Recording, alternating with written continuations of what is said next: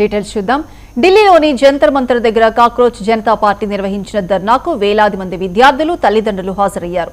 Neat paper leak కు బాధ్యత వహిస్తూ కేంద్ర మంత్రి ధర్మేంద్ర ప్రధాన్ రాజీనామా చేయాలని నినాదాలతో హోరెత్తించారు. ఇప్పటి వరకు ఢిల్లీతో పాటు బెంగళూరు, హైదరాబాద్, అమృత్సర్, జైపూర్ నగరాల్లో సీజేపీ ఆందోళన చేసిన విషయం తెలిసిందే. అయితే కేంద్రం నుంచి ఇప్పటి వరకు సానుకూల ప్రకటన వెలువడలేదు.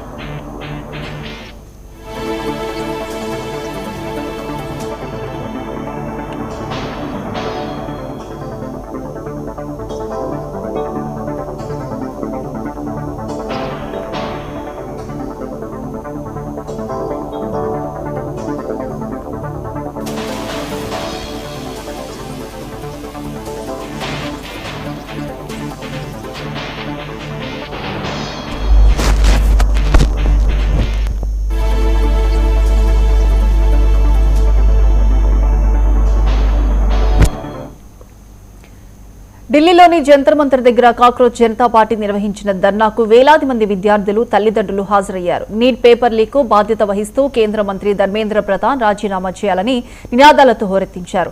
ఇప్పటి వరకు ఢిల్లీతో పాటు బెంగళూరు, హైదరాబాద్, అమృత్సర్, జైపూర్ నగరాల్లో సీజేపీ ఆందోళనలు చేసిన విషయం తెలిసిందే. అయితే కేంద్రం నుంచి ఇప్పటి వరకు సానుకూల ప్రకటన వెలువడలేదు. దీనికి సంబంధించి పూర్తి అప్డేట్స్ మా Delhi bureau chief Naveen live లో అందిస్తారు. నవీన్.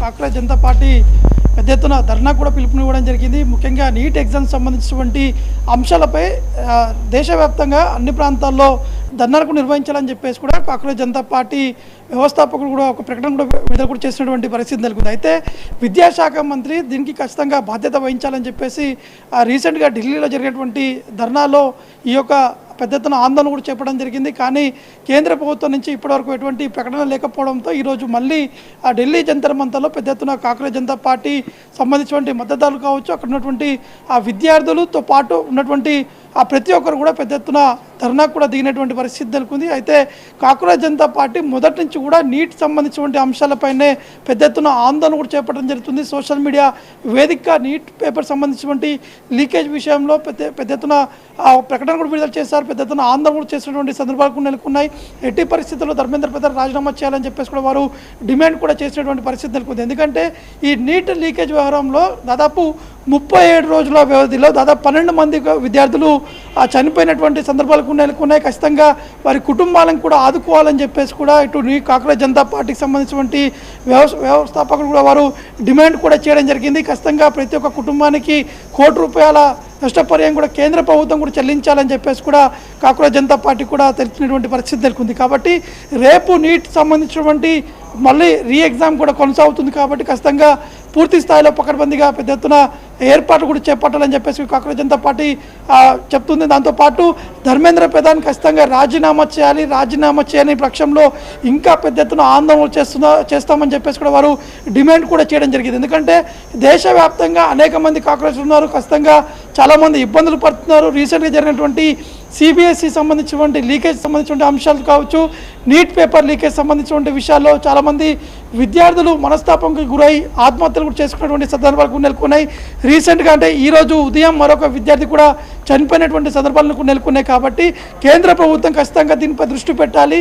కేవలం నీట్ సంబంధించినటువంటి వ్యవహారమే కాకుండా జరుగుతున్నటువంటి ఇతర పరీక్షలు కూడా ఎక్కడ ఎటువంటి లీకేజ్ జరగకుండా కూడా పూర్తి స్థాయిలో కేంద్ర ప్రభుత్వం బాధ్యత వహించాలని చెప్పేసి కూడా వారు పెద్ద ఎత్తున డిమాండ్ కూడా చేస్తున్నటువంటి పరిస్థితి నెలకొంది. ప్రియాంక, నవీన్ చెప్పండి. అయితే జేఎస్పీ ఏదైతే తలపెట్టిన జంతర్ మంతర్ దగ్గర నిరసనలకు అయితే దేశవ్యాప్తంగా కూడా ఒక మద్దతు అనేది కనిపిస్తున్నట్లుగా మనం చూస్తున్నాము, సోషల్ మీడియాలో కావచ్చు. అయితే ఇప్పుడు ఏదైతే నీట్ పేపర్ లీక్ అయిన సందర్భంలో ఆ విద్యార్థుల కుటుంబాలు సైతం రోడ్లపైకి వచ్చి కూడా నిరసన వ్యక్తం చేయడం చూస్తున్నాము. అయితే ఇప్పటి వరకు కూడా కేంద్రం దగ్గర నుంచి ఎటువంటి అధికారిక ప్రకటన కూడా వెలువడలేదు. రేపు మళ్ళీ రీ ఎగ్జామ్ ఉంది. దీనికి సంబంధించి మనం ఏ విధంగా చూడాలి అంటారు?